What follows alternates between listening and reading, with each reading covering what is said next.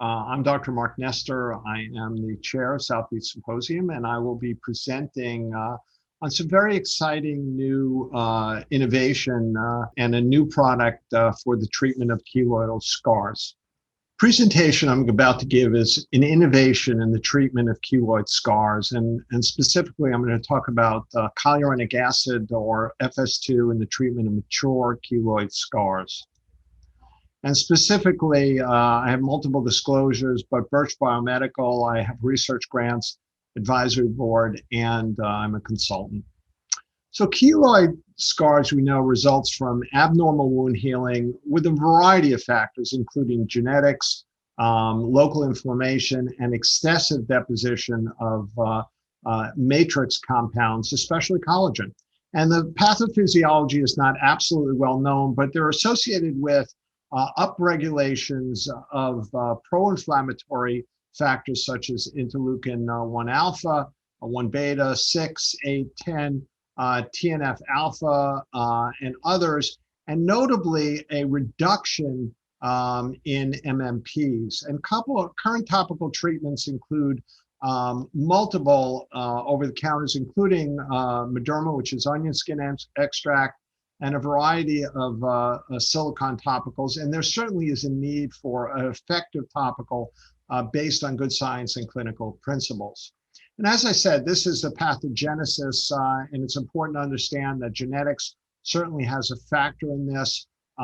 This goes to the issue of abnormal epithelial response to wound, a prolonged inflammatory response, proliferative phase.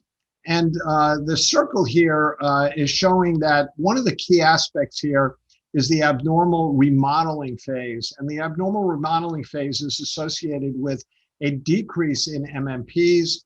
And the key issue here is you don't have the normal regression of a scar. So that, coupled with the increased fibrotic tissue, is really the hallmark of keloid scars.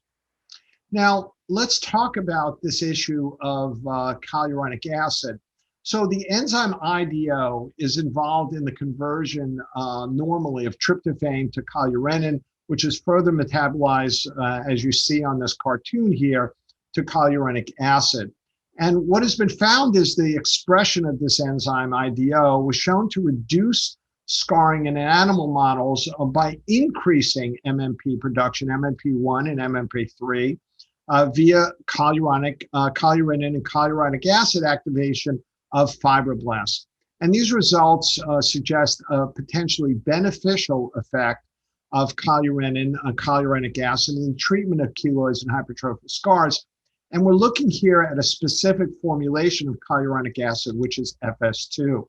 Now, the first question is it safe? And this is a study that was published that looked at safety and topical sensitivity in healthy volunteers. A variety of different creams were applied, different concentrations, blood and urine were collected, and essentially there was very well tolerated. There were no allergic reaction, irritation reactions, both acute and chronic, and there was no skin or systemic reactions noted, nothing detectable in blood and only trace in the urine. And it really supported the safety and tolerability of topically administered hyaluronic acid, or in this case, FS2. So this is the trial that was performed. It's a phase 2 randomized double-blind placebo-controlled trial evaluating FS2 mature keloid scars.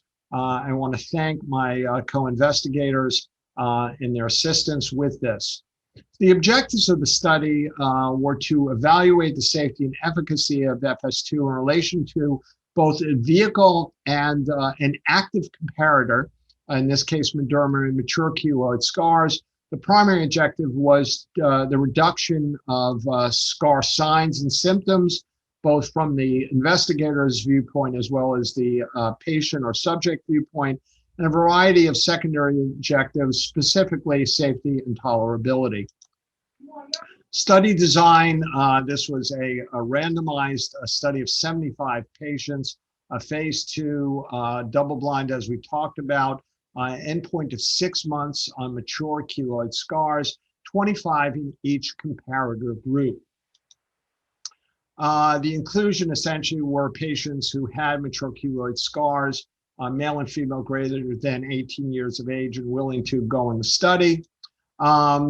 Essentially, normal exclusion criteria of this type of study: medically unstable, pregnant, immunosuppression, uncontrolled diabetes, autoimmune disease, known sensitivity, and other aspects that are normal, including other investigational studies and other diagnoses that would make them ineligible for the study.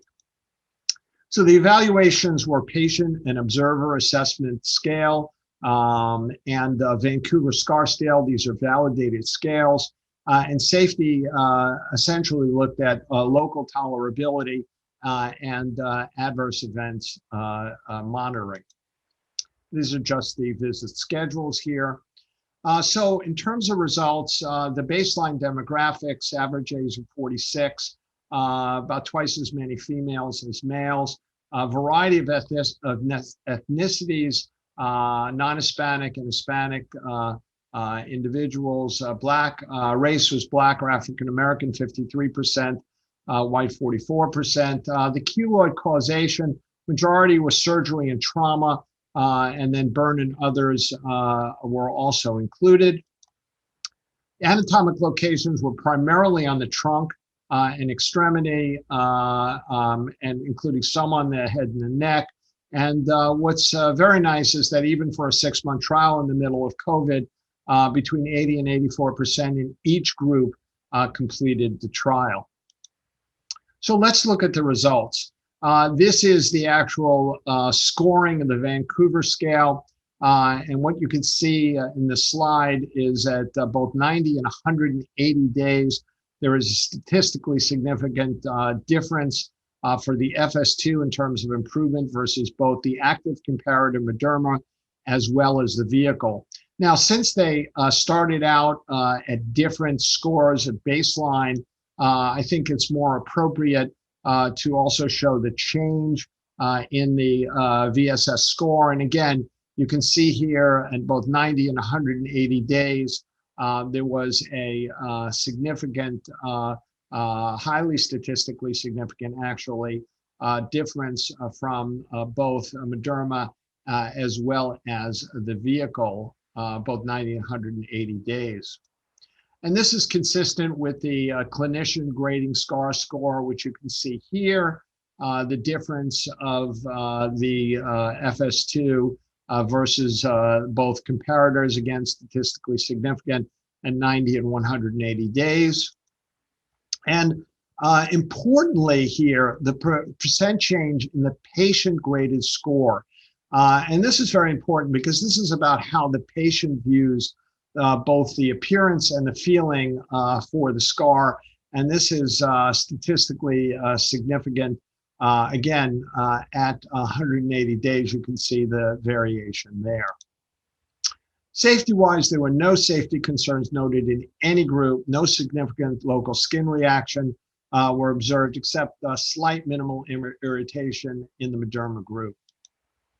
So in summary of the results, FS2 showed a significantly greater improvement versus vehicle and Mederma at multiple time points, culminating at 180 days or 6 months, assessed by the mean value change as well as the percentage change with both Vancouver and clinician graded SCAR score. Now, importantly, the FS2 was graded improvement in their SCAR from the patient as well at every time point, culminating in a highly significant difference at 180 days. And I think this is important because it signifies that it wasn't only the appearance that changed from the clinician standpoint, but more fundamentally, the way the subject globally felt about the SCAR improvement. And there were no LSRs and no safety concerns. So in summary conclusion, I think we understand somewhat that keloid scars result from abnormal wound healing with upregulated post-inflammatory factors and a reduction in MMPs.